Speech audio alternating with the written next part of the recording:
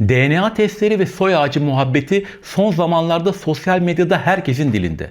Artık bir laboratuvara bile gitmeye gerek yok. Posta ile gelen küçük bir kit insanların binlerce yıllık geçmişine açılan bir kapı haline geldi. Atalarının nereden geldiğini öğrenmek, tarihi göçlerin izini sürmek ve kendine dair yeni bir şeyler keşfetmek böylece kolaylaştı. Üstelik bu testler sadece merakı gidermiyor. Akrabalık ilişkileri ve çeşitli halkların zaman içindeki göçleri hakkında da bilimsel açıdan son derece değerli bilgiler öğrenebiliyorsunuz. Konu bir hayli popüler olunca da test sonuçlarının sosyal medyada paylaşılması kaçınılmaz hale geldi. Çünkü günümüz insanı bu tür bilgileri yalnızca kendisi için edinmek istemiyor. Tıpkı beğendiği yemekleri, okuduğu kitapları, gezdiği yerleri sosyal medyada hiç tanımadığı insanlarla paylaşan milyonlar gibi bir hikayenin parçası haline gelmek ve ben kimim sorusunun cevabını bile başkalarına göstermek istiyor. Sosyal medya bu merakı ve görünür olma isteğini anında karşıladığı için son derece kişisel olmasına rağmen DNA sonuçları da bu etkileşim ağı içinde tüketilmeye başlandı. Ancak unutmamak gerekiyor ki bu sonuçlar çoğu zaman %100 kesin veriler değil, olasılıklara dayanan bilimsel yorumlar. Yine de köklerimizi keşfetme sürecimize yeni bir heyecan kattıkları ve Instagram sayfalarımızı hareketlendirdikleri kesin. Daha birkaç gün önce 16 milyon üzerinde abonesi bulunan Türk YouTuber Ruhi Çenet'in yeni videosunda MyHeritage DNA Kit'i sponsorluğunda kendi DNA sonuçlarını paylaşması ve takipçilerine önermesi bile bu trendin büyüme potansiyelini gösteriyor. Böylesine devasa kitlelere ulaşan içerikler de genetik merakı popüler kültürün bir parçası haline getiriyor. DNA sonuçları da bu trendi Türkiye'de bayağı bir alevlendirdi. Dünyada olduğu gibi bizde de milyonlarca kişi bir anda aynı soruları sormaya başladı.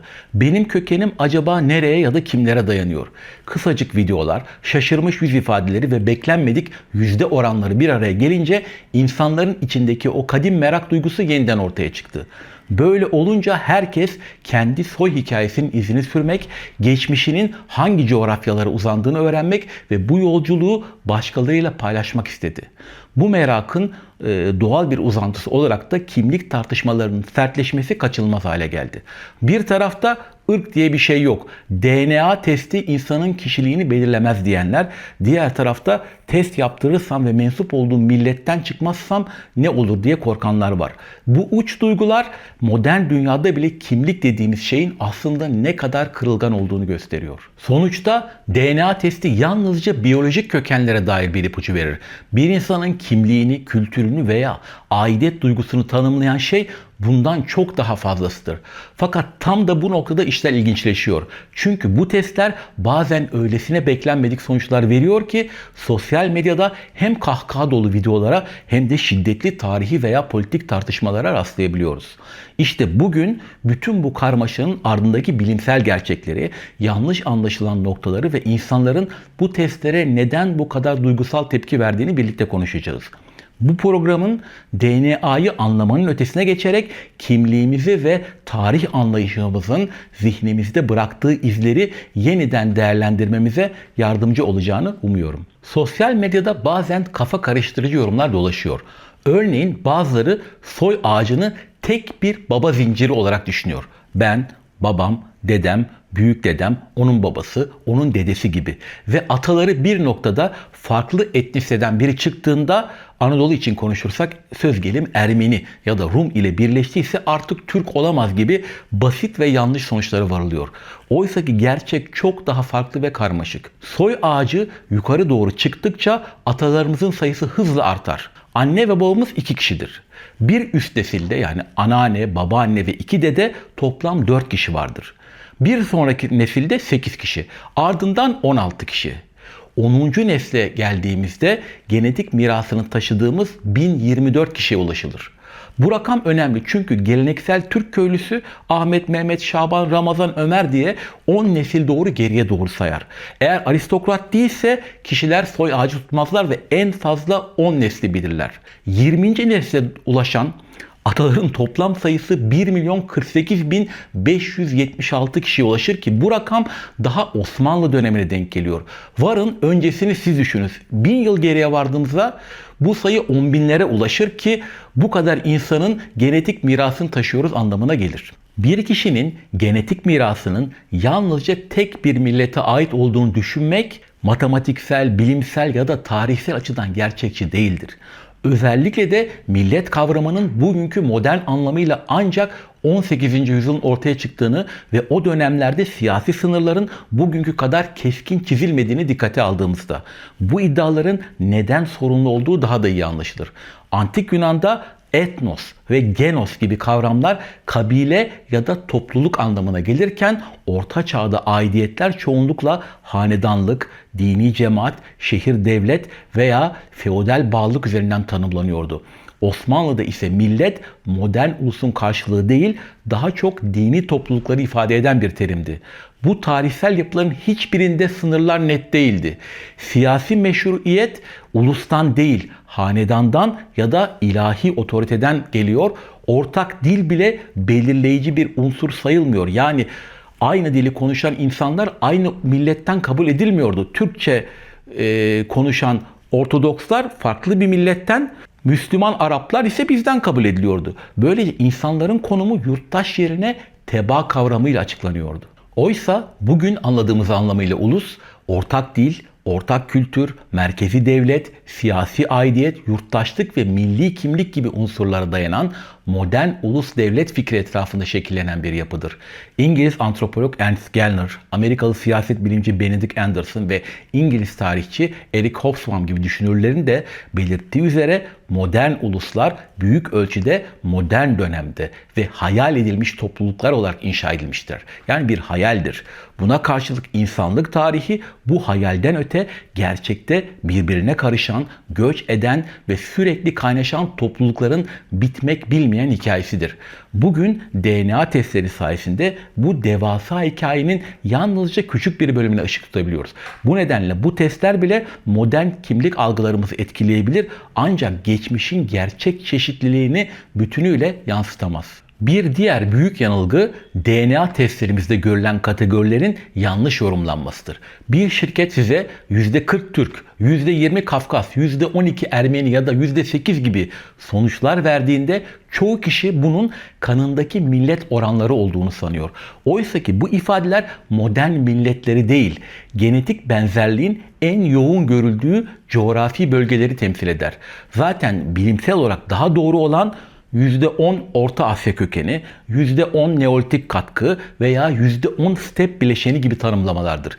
Yani firmaların raporlarında karşımıza çıkan Anadolu ve Kafkasya, Yunanistan ve Arnavutluk, İran platosu ya da Orta Asya Türkleri gibi etiketler tarihsel kavimleri değil, günümüzde örneklenen yani bu testleri bizzat yaptıran insanların oluşturduğu istatistiksel kümeleri gösterir. Örneğin Ermeni bölgesi denildiğinde aslında o coğrafyada tarih boyunca en sık görülen genetik örüntü kastedilir.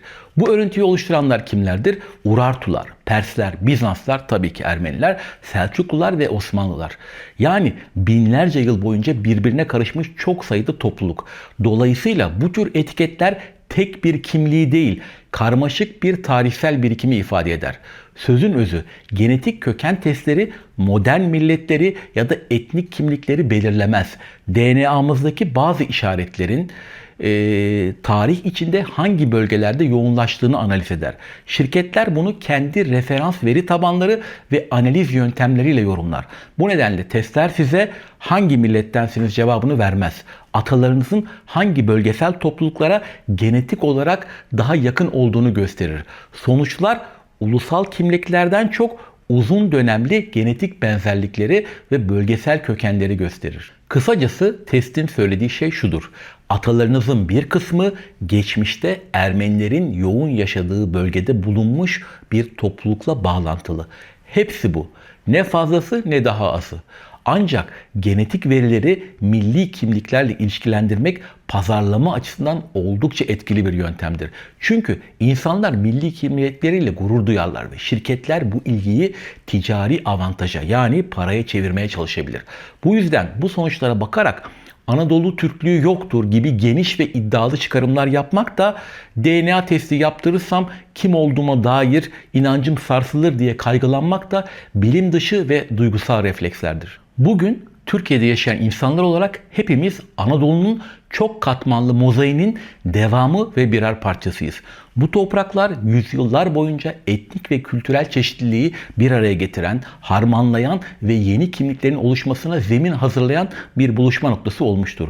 Bu nedenle genetiği kimlik tartışmalarında bir hakem olarak değil, geçmişimize ışık tutan bir araç olarak görmek daha doğrudur. İnsanı tanımlayan şey bir genetik etiket değil, içinde yetiştiği kültür, benimsediği inançlar, ailesi ve yaşam deneyimleridir. Geçtiğimiz günlerde bir Türk kadınının DNA testi sonucunu öğrendiği anı paylaştığı video, anlattığımız konunun en çarpıcı ve en güncel örneklerinden biri oldu.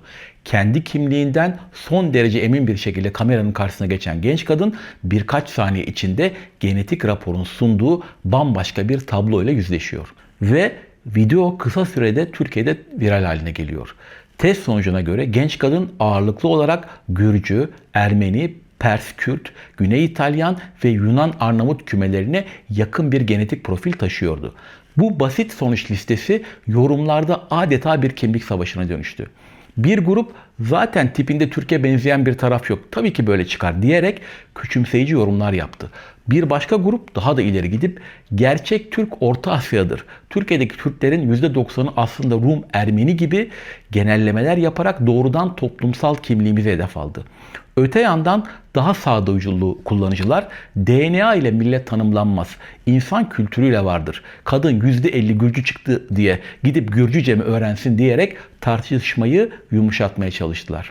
Bazıları ise İsrail merkezli olmasından hareketle MyHeritage DNA firmasının sonuçlarına şüpheyle yaklaşıp manipüle ediyorlar. Bütün Batı Anadolu Türkleri Yunan ve Güney İtalyan göstermişler diyerek komplo teorilerine sarıldı. İşin ilginci, DNA testleri konusunda en tedirgin olan ülkelerden biri aslında İsrail.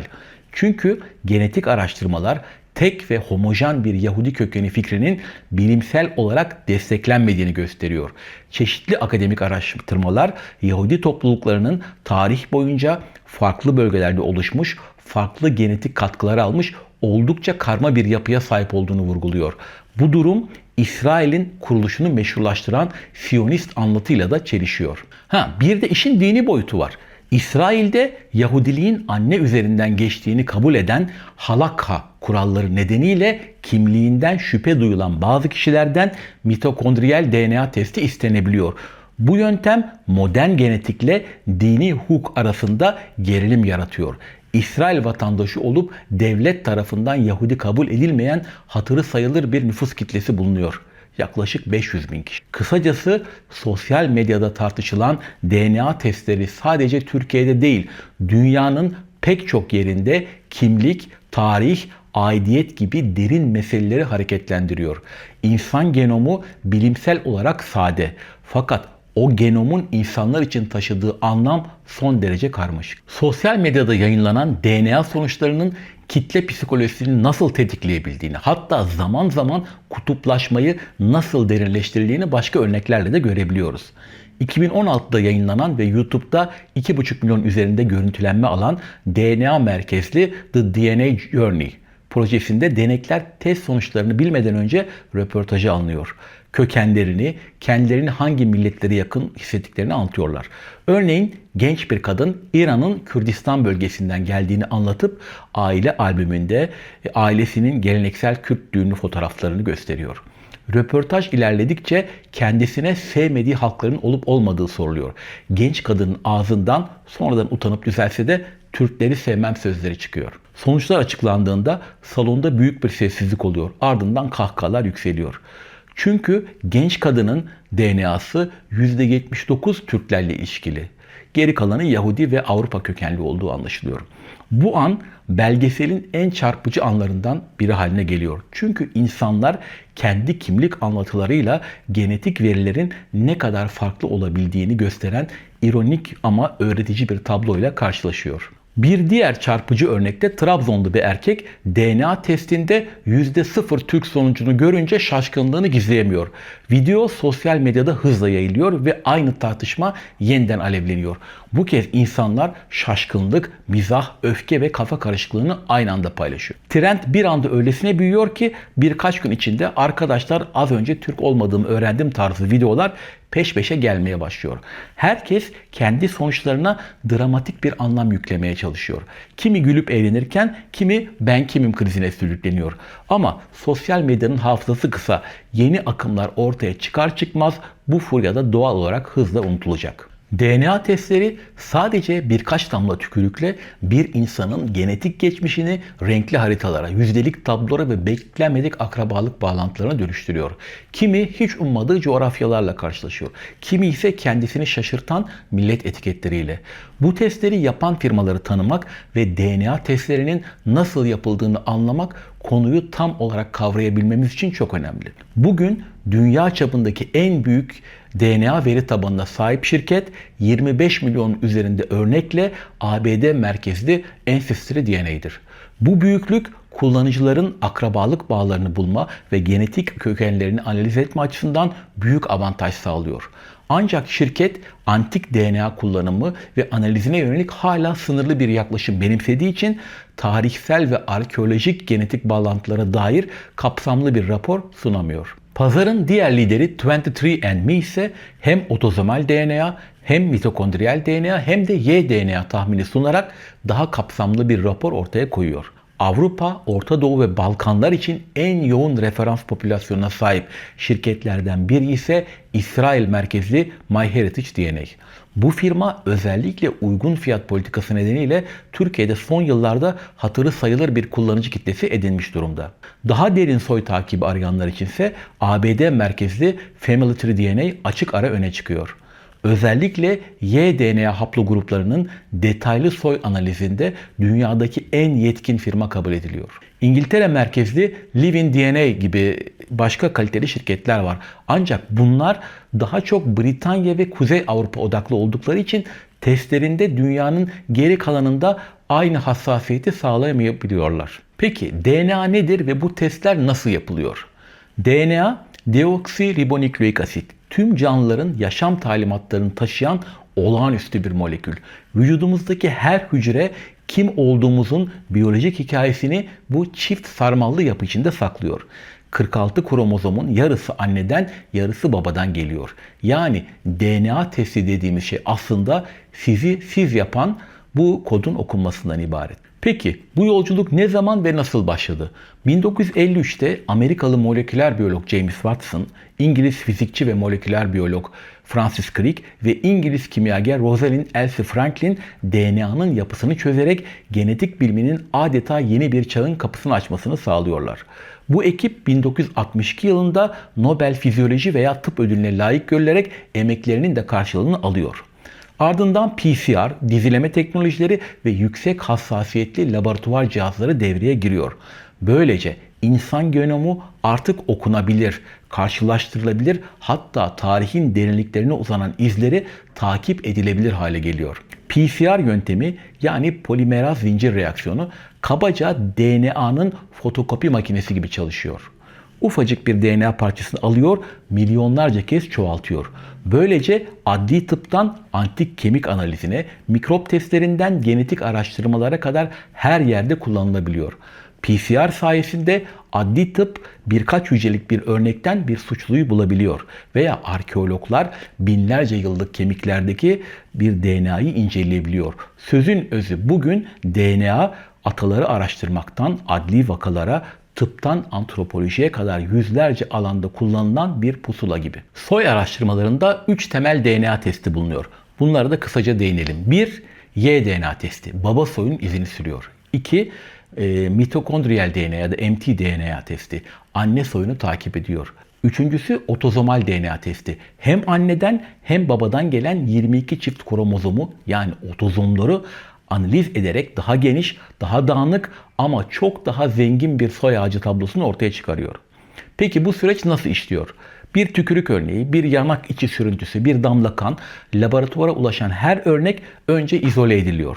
Ardından özel cihazlarla çoğaltılıyor ve dizileniyor. Sonra o DNA dünyanın dört bir yanından toplanmış referans örnekleriyle karşılaştırılarak karışım yani admixture tahmini yapılıyor. Elinizdeki raporu oluşturan yüzdeler, renkli haritalar ve bölgeler işte bu dev veri tabanları karşılaştırmalarının sonucunu ortaya koyuyor. Böylece DNA'nızın hangi yüzdeyle Avrupa, Afrika, Asya veya Amerika'daki popülasyonlara benzediğini görebiliyorsunuz. Ancak bu testlerin bazı sorunları var. Elimizde eksiksiz bir dünya DNA haritası yok. Her şirket farklı veri tabanları kullanıyor. Bunlarda bazı bölgeler yoğun, bazıları neredeyse hiç temsil edilmemiş. Her firma farklı referans veri tabanları, farklı istatistik modelleri ve farklı algoritmalar kullandığından aynı kişi farklı firmalarda farklı sonuçlar alabiliyor. Söz gelimi aynı kişi için Ancestry DNA %30 Balkan. MyHeritage %20 Balkan, 23andMe firması ise %10 Balkan kökenli diyebiliyor. İkincisi genetik gruplar ile etnik ya da kültürel kimlikler tam olarak çakışmıyor. İnsanların genleri coğrafyaya göre yumuşak genlerle değişirken etnik ya da kültürel kimlikler çok daha keskin sınırlarla ayrılabiliyor. Söz gelimi Türkiye, Yunanistan, Bulgaristan ortak sınır hattı boyunca uzanan Meriç Nehri'ne yakın Türk, Yunan ve Bulgar köylerini düşünün. Bu köyler arasında etnik ve kültürel farklar özellikle dil ve din gibi varken köyler arasında genetik farklar çok daha az olabilir. Somutlaştırırsak bu sınır köylerinde yaşayan Türk, Yunan ve Bulgarlar birbirlerine Ankara, Atina ve Sofya'da yaşayan uluslararasına göre genetik açıdan daha yakın olabilir. Çünkü DNA etnik aidiyet, dil, din, millet falan tanımaz. Bu konuda bilim dünyasının yanıtı net. Bir bireyin DNA'sından kesin, değişmez bir etnik kimlik çıkarmak mümkün değildir. Peki genetik miras neden bu kadar belirsiz? Cengiz Han'ın bilmem kaçıncı kuşaktan torunu bile olsanız onun DNA'sının sizde bulunma olasılığı çok ama çok düşüktür. Çünkü otozomal DNA her nesilde karışır, yarılanır ve dağılıp kaybolur. Cengiz Han'ın oğlu Çağatay Han babasının DNA'sının %50'sini taşıdı. Cengiz Han'ın torunu Kubilay Han dedesinin DNA'sının %25'ini taşıdı. Üçüncü nesil %12,5'unu taşıdı. Yaklaşık 10 nesil sonra bu iz neredeyse tamamen kayboldu. Kaldı ki Cengiz'in ölümünden sonra kabaca 800 yıl geçti. Bu da yaklaşık 30 kuşak demektir. 30 kuşak sonra Cengiz Han'ın soyundan gelen biri onun otozomal DNA'sının 100 milyonda birinden daha azını taşır. Bu basit matematik hesabı İngiliz kraliyet ailesi içinde geçerlidir, Habsburglar için de geçerlidir, Osmanlı torunları için de geçerlidir, sizin için de geçerlidir. İnsan genomu yaklaşık 3 milyar baz çiftten oluşur. Y kromozomu 57 milyon baz çift içerir. Yani toplamın %2'sini oluşturur erkekler için. mtDNA ise 16.500 baz çift civarındadır. Yani toplam genomun binde biri civarı. Y kromozomu ve mtDNA nesilden nesile değişmeden geçebilir. Ama bunlar toplam DNA'nın çok küçük bir kısmıdır. Demin de belirttiğim gibi Y kromozomu sadece erkeklerde bulunur ve babadan oğula aktarılır. Bu nedenle doğrudan erkek soy hattını yani patrilineal hattı izlemek için kullanılır. mtDNA yani mitokondriyal DNA ise anneden çocuğa aktarılır ve kız ve erkek bireylerin ikisine de bulunur. Fakat sadece anneler yoluyla sonraki nesillere geçer. Bu anne soy hattını yani matrilineal hat izlemek için kullanılır. Uzatmaya gerek yok aslında. Bir tarihi şahsiyetle ya da dedenizin bilmem kaç nesil önceki dedesiyle birebir eşleşmeniz bilimsel olarak mümkün değildir deyip geçelim. Genetik özellikler nesiller boyunca değişir. Bunlar zaman ve coğrafyaya bağlıdır. Ama etnik kimlik tamamen farklı bir şeydir. Sosyal, tarihsel ve politik süreçlerle şekillenir. Ailede, toplumda ama özellikle modern çağda okullarda öğrenilir, aktarılır ve pekiştirilir. Yani genetik mirasla etnik kimlik arasında birebir ilişki yoktur. Kim olduğumuz, kimlerle kültürel bağ kurduğumuzla belirlenir. Anadolu'da nesillerdir yaşayan Türkler. Anadolu ve Orta Asya'nın dışında Balkanlar, Kafkasya ve Mezopotamya'nın da genetik izlerini taşıyabilir. Aynı şekilde ataları daha 1-2 kuşak önce ülkemize gelen göçmenler geldikleri coğrafyaların genetik izlerini çok yüksek oranda barındırmalarına rağmen Türk kimliğinin vazgeçilmez bir parçası kabul edilir ve edilmelidir. 1912-13 Balkan Savaşı sonrası ile 1923 Yunanistan mübadelesi sırasında Balkanlardan gelenler veya 1864 Çerkez soykırımı ya da 93 Harbi yani 1877-78 Osmanlı-Rus Savaşı sonrası Kafkasya'dan gelenler. Hatta Osmanlı'nın son döneminde Afrika'dan gelen İzmirli Afro-Türkler de bu gruba dahil edilebilir. Bu ülkenin tüm vatandaşları hangi etnik kökenden gelirse gelsin Türkiye Cumhuriyeti'nin eşit ve asli sahipleridir. Türkçe ortak kamusal dilimizdir. Bu topraklarda yaşayan herkesin kültürü, gelenekleri ve katkıları ortak ulusal kimliğimizi zenginleştiren unsurlardır. Bu anlayış Mustafa Kemal Atatürk'ün sınıfsız, imtiyazsız ve kaynaşmış bir toplum idealinin de yansımasıdır. Son olarak ırk konusunda konuşalım. 19. yüzyılda bilim insanları genetik ve insan göçleri hakkında yeterli bilgiye sahip değildi. Bu dönemde özellikle Avrupa'da ortaya çıkan ırk teorileri insanları fiziksel özelliklerine yani ten rengi, kafatası ölçüleri, saç tipi gibi özelliklere dayanarak üst ve alt ırklar gibi kategoriler oluşturdu. Örneğin Alman hekim Johann Friedrich Blumenbach insanları 5 ırka ayırdı. Kafkasyalı, Moğol, Malay, Etopyalı ve Amerika. O dönemde popüler olan Darwin'in evrim teorisi türlerin yani canlı türlerinin doğal seçilim yoluyla değiştiğini ve çevresel koşullara uyum sağlayan bireylerin hayatta kalıp çoğaldığını açıklıyordu. Sonradan bazı bilim insanları bu teoriyi doğal seçilimin insanlar arasında da geçerli olduğuna yorup görüşlerini sosyal Darwinizm olarak adlandırdı. Buradan hareketle bazı ırkların, Avrupalılar tabii ki, diğerlerine göre doğal olarak üstün olduğunu iddia ettiler. Bu fikirler emperyalizm ve kolonyalizm döneminde Avrupa'nın Afrika, Asya ve Amerika'daki sömürgeci politikalarını meşrulaştırmak için kullanıldı. Biz üstün ırkız, size medeniyet getireceğiz söylemi bu çarpıtmanın bir ürünüydü. Oysa modern bilim çok daha farklı bir tablo çiziyor. İnsan genetik çeşitliliği 19. yüzyılın sınırlı ve yanlış sınıflandırmalarından çok daha karmaşık. Tüm insanlar birbirlerine %99.9 oranında genetik olarak benzerdir. Dolayısıyla üst ırk, alt ırk gibi kategoriler bilimsel olarak anlamsızdır. İnsanın Evrimi 5 milyon yıllık yolculuk adlı ilk YouTube videomda bu konulara detaylı olarak değinmiştim. Vakit ayırabilirseniz izlemenizi tavsiye ederim. Uzun yıllardır biyoloji ve antropoloji alanında tartışılan ve artık pek çok bilim insanı tarafından kullanılmayan ırk kavramı toplumlar arasındaki farklılıkların keskin sınırlar çizdiğini varsayar. Oysa gerçek çok daha karmaşıktır. İnsan toplulukları tarih boyunca öylesine birbirine karışmıştır ki bu tür net çizgiler çekmek artık mümkün değildir. Bu durum sadece bilimsel olarak sorunlu değildir. Sosyolojik ve politik açıdan da tehlikelidir. Tarih boyunca ırk kavramının yanlış kullanımının ciddi trajedilere yol açtığını biliyoruz. Bugün bile bilimsel açıdan geçerliliği olmayan bu kavramı kullanmak ırkçılığı besleyen ve yeniden üreten bir etki yaratmaktadır. 15-20 yıl önce Karadeniz bölgesinin etnik ve siyasi tarihini konu alan ve birkaç baskı yapan Pontus adlı bir kitap yazmıştım. O dönemde tarih yazımı daha politik, genetik araştırmalar ise henüz emekleme aşamasındaydı. Genetik veri az olsa da tıpkı Balkanlar ve İran platosu gibi Anadolu'nun bazı bölgeleri de otokton etnogeneze müsaitti. Neyse ki kitabımda tarihsel kayıtlar ve folklorik veriler üzerinden ulaştığım veya önerdiğim fikirlerin çoğu günümüzde yaygınlaşan genetik testlerin ortaya koyduğu verilerle çelişmiyor. Yani önemli ölçüde doğrulanmış durumda. Günümüzde arkeogenetik veya genetik arkeoloji de diyebiliriz. Öylesine ilerledi ki artık tarih yazımında akademisyenler DNA verilerini dikkate almadan tek bir satır bile yazamaz hale geldi. Üniversitede diş hekimliği eğitimi aldıktan sonra tarihte okudum ve zamanında çeşitli konularda birkaç kitap yazdım. Ama elbette izleyicilerimin hepsi hekim ya da tarihçi değil.